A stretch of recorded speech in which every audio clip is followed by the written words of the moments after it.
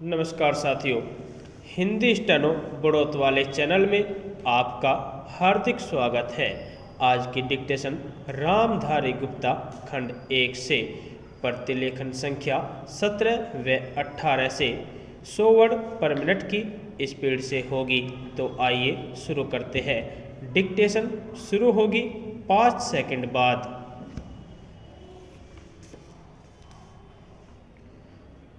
Start.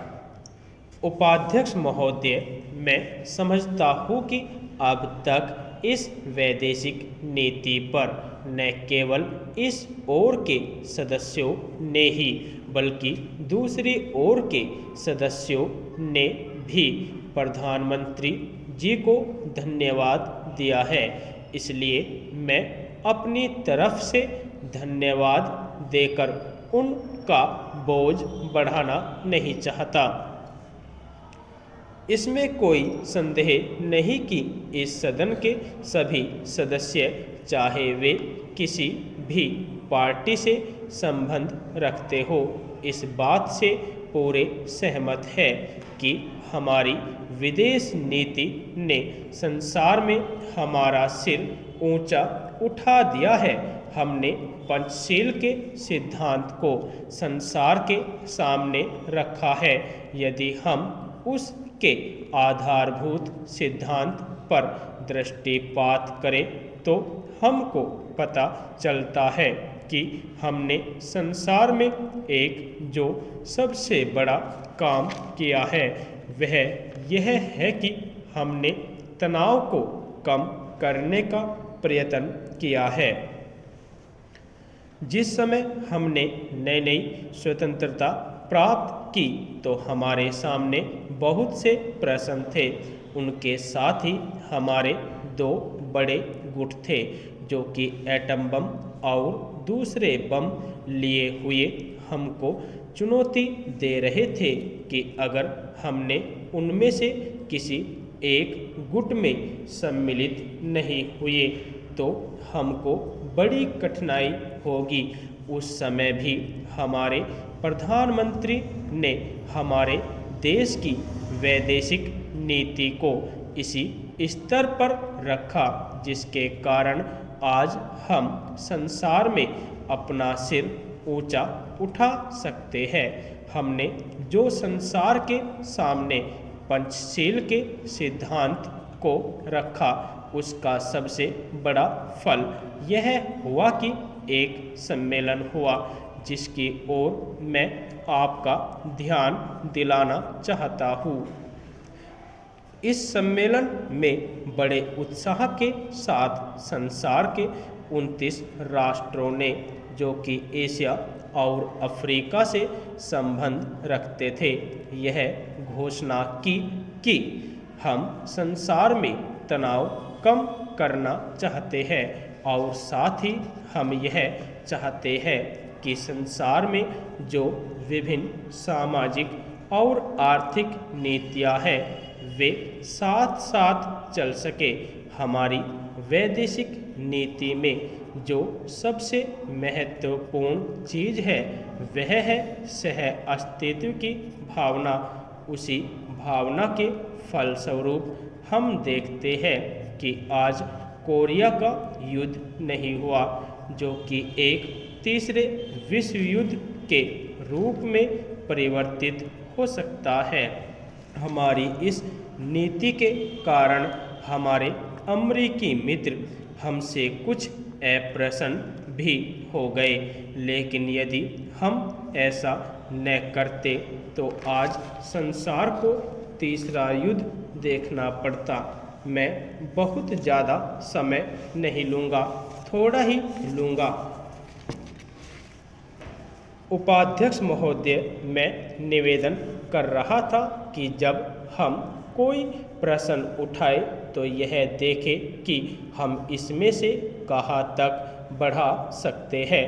किसी चीज़ का मूल्य क्या हो, महंगी पड़े या सस्ती पड़े, इसको हमें विशेष नहीं देखना है। गांधी जी ने कितनी ही बार हम लोगों को यह बात समझाई कि मूल्य किसी चीज़ का रुपये पैसे में क्या है, यह कोई महत्व की बात नहीं है। आप जानते होंगे कि एक वस्तु जो कि हमारे देश में बहुत सस्ती मिलती है, वही वस्तु दूसरे देश में महंगी मिलती है। इतना निवेदन करने के बाद अब मैं श्रम विभाग की जो रिपोर्ट है उसकी एक मद की ओर तुरंत आ जाता हूँ। जैसा कि पहले मैंने कहा, मैं समझता हूँ कि हमारे इस श्रम विभाग का महत्व दिन प्रतिदिन बढ़ेगा। बहुत से प्रश्न हैं जिनकी तरफ आपका ध्यान भी नहीं है, उन प्रश्नों को आपको लेना पड़ेगा। आज आपका श्रम विभाग अधिकतर औद्योगिक श्रमिकों की ओर ध्यान दे रहा है। अभी हमारे माननीय सदस्य ने जो खेतिहर मजदूरों की दशा सुधारने की ओर भी आपका ध्यान दिलाया था और बतलाया था कि आज उनकी कैसी खराब हालत हो रही है। मैं उनसे पूरी तरह सहमत हूँ। हमारी सरकार का ध्यान देहाती श्रमिकों की ओर नहीं गया है, उनकी बड़ी बुरी हालत है। आपने उनकी दशा सुधारने के लिए क्या किया है?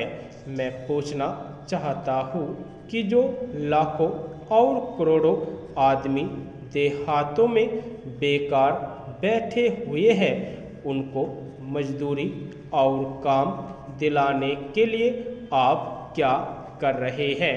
करीब 7 लाख आदमी नौकरियों के लिए प्रार्थी हैं। जैसा कि रिपोर्ट में लिखा है, इनके अतिरिक्त कितने ही लाखों और करोड़ों आदमी देहातों में बेकार बैठे हुए हैं और कितने ही आधी बेकारी की हालत में है। और श्रम विभाग उन बेकारों और आधी बेकारी वालों की संख्या पता लगाने में असमर्थ है। उनकी संख्या हमको कहीं नहीं मिलती है। मेरा निवेदन यह है कि हमारे देश में बेकारी बहुत अधिक है। जितना अधिक हम बेकारी को दूर कर सके, उतना ही अधिक हम अपने देश और समाज को सुखी बनाएंगे। इस कार्य में आपका और आपके विभाग का दायित्व बहुत अधिक है। जो भी नया काम आरंभ होता है, उसका दायित्व श्रम विभाग पर रहता है। धन जनता की भलाई के लिए खर्च होना चाहिए। यदि आपको डिक्टेशन अच्छी लगी हो तो हमारे चैनल को सब्सक्राइब करें तथा वीडियो को लाइक व शेयर करें। धन्यवाद।